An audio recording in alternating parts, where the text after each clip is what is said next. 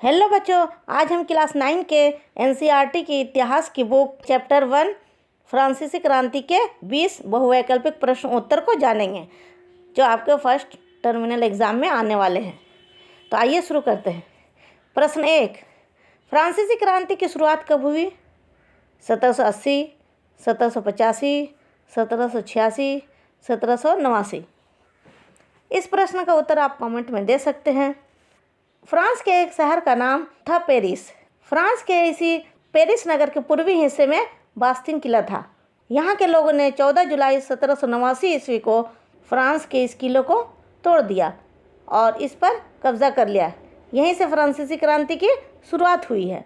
इसलिए इस प्रश्न का सही उत्तर है 1789।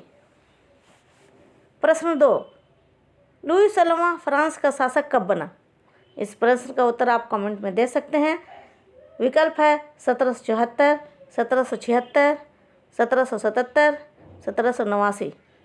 इस प्रश्न का सही उत्तर है 1774।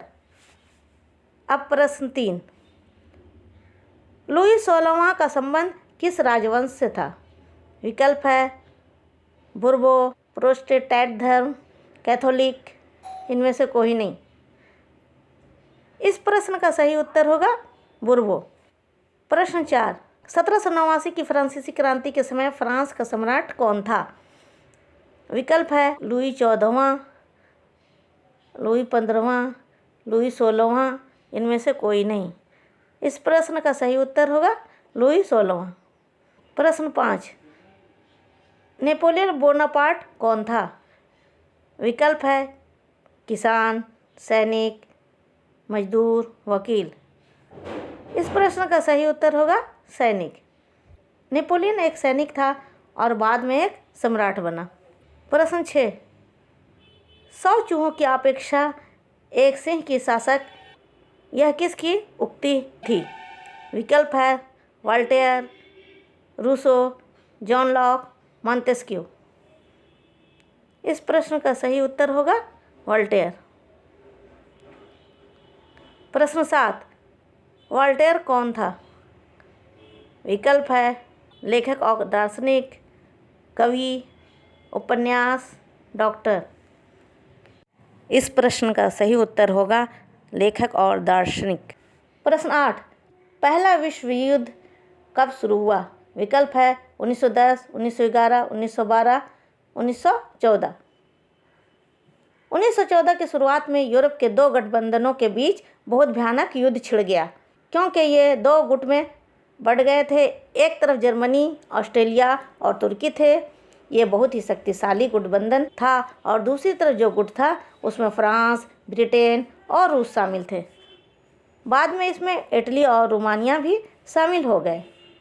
इन सभी देशों के बीच युद्ध शुरू हो गया। यह युद्ध यूरोप के साथ साथ यूरोप के बाहर भी फैल गया, क्योंकि ये युद्ध 1914 में हुआ था। इसलिए इस प्रश्न का सही उत्तर होगा 1914। अब प्रश्न 9, फ्रांस में दशमलव पद्धति पर आधारित नाप तौल की एक समान प्रणाली का प्रचलन किसने किया था? विकल्प है नेपोलियन, जैकोबिन, रोबेस्पियर, इनमें से कोई नहीं। इस प्रश्न का सही उत्तर होगा नेपोलियन। प्रश्न 10, 1794 से पहले फ्रांस की मुद्रा क्या थी? विकल्प है लिब्रे, रुपया, डॉलर, दिनार। इस प्रश्न का उत्तर आप कमेंट में दे सकते हैं। जिस तरह हमारे देश का मुद्रा रुपया है, अमेरिका का डॉलर, बहरीन का बहरीनी दिनार, इसी तरह 1794 से पहले फ्रांस की मुद्रा लिब्रे थी, लेकिन अब वर्तमान में यूरो हो गया है। इसलिए इस प्रश्न का सही उत्तर होगा लिब्रे। प्रश्न 11, इनमें से किसका नाम 100 कुलात पड़ गया था? विकल्प है देशद्रोही, जैकोबिनो, महिलाओं का क्लब, इनमें से कोई नहीं। 100 कुलात का शाब्दिक अर्थ होता है बिना घुटनने वाले, क्योंकि जैकोबिनो ने कुलीनों या ब्रीचेस पहनने वालों से समय को अलग रखने के लिए दूसरे तरह के कपड़े पहनने का फैसला किया था। ये कपड़े धारीदार लंबी पतलून होता था, इसलिए जैकोबिनियों का नाम 100 कुलात पड़ गया। इसलिए इस प्रश्न का सही उत्तर होगा जैकोबिनो। प्रश्न 12, 100 कुलात के पुरुष किस रंग के टोपी पहनते थे? विकल्प है हरा, काला, सफ़ेद, लाल। सौकलात के लोग या पुरुष स्वतंत्रता के प्रतीक के रूप में लाल टोपी का इस्तेमाल करते थे, लेकिन वहाँ की औरतों को ऐसा करने का अधिकार नहीं था। इसलिए इस प्रश्न का सही उत्तर होगा लाल रंग। अब प्रश्न 13 को देखते हैं। फ्रांस की महिला ओलंप दे गुज कौन थी? विकल्प है एक सिपाही, क्रांतिकारी, रानी, शिक्षिका। इस प्रश्न का उत्तर आप कमेंट में दे सकते हैं। इस प्रश्न का सही उत्तर होगा क्रांतिकारी। ओलंप दी गुज ने अपने जीवन काल में 1791 में एक घोषणा पत्र तैयार किया, जिसका नाम था महिला एवं नागरिक अधिकार घोषणा पत्र। यह हमेशा सरकार की कड़ी आलोचना करती थी। अंत में इस पर देशद्रोह का मुकदमा चलाया गया और फांसी दे दी गई। ये एक क्रांतिकारी महिला थी, इसलिए इस प्रश्न का उत्तर क्रांतिकारी होगा। प्रश्न 14, फ्रांस में महिलाओं का मत अधिकार देने का अधिकार कब मिला? विकल्प है 1940, 1942, 1946, 1950। इस प्रश्न का सही उत्तर होगा 1946। मत अधिकार यानी वोट देने का अधिकार। 1946 से पहले फ्रांस में महिलाओं को वोट देने का अधिकार नहीं था। महिलाओं ने अपने मताधिकार और समान वेतन के लिए कई आंदोलन किए और क्रांतिकारियों के रूप में राजनीतिक गतिविधियों को जारी रखा। आखिरकार 1946 में फ्रांस में महिलाओं को वोट देने का अधिकार मिल गया। अब प्रश्न 15 को देखते हैं। फ्रांस में दास प्रथा का समाप्ति कब हुआ? विकल्प है 1790, 1791, 1794, 1798। इस प्रश्न का उत्तर आप कमेंट में दे सकते हैं। 18वीं सदी तक फ्रांस में दास प्रथा का चलन था, यानी दूसरे देशों से नौकर को लाया जाता था। यहाँ पर यूरोप, अफ्रीका और अमेरिका के दासों का व्यापार किया जाता था। फ्रांसीसी जहाज बंदरगाह से अफ्रीकी तटों पर जहाज ले जाते थे। वहाँ पर वे लोग स्थानीय सरदारों से दास खरीदते थे, फिर इन्हें पहचान के लिए दागा जाता था। लेकिन 1794 में दासों की मुक्ति के लिए एक कानून की मंजूरी दे दी गई, इसलिए इस प्रश्न का सही उत्तर होगा 1794। अब प्रश्न 16 को देखते हैं। फ्रांस में बास्तीन के किले के विध्वंस के बाद 1789 में सबसे पहले कौन सा कानून लागू किया गया? इस प्रश्न का उत्तर आप कमेंट में दे सकते हैं। विकल्प है सेंसरशिप की समाप्ति, मत अधिकार, दास प्रथा की समाप्ति, महिलाओं का अधिकार। प्राचीन राजतंत्र में किताब, अखबार, नाटक जैसी लिखित सामग्री और सांस्कृतिक गतिविधियों को राजा के सेंसर अधिकारियों द्वारा पारित किया जाता था। इसके बाद ही प्रकाशित या मंचित किया जा सकता था। परंतु 1789 में अधिकारों की घोषणा पत्र ने भाषण और अभिव्यक्ति की स्वतंत्रता को अधिकार के रूप में दे दिया गया, इसलिए इस प्रश्न का सही उत्तर होगा सेंसरशिप की समाप्ति।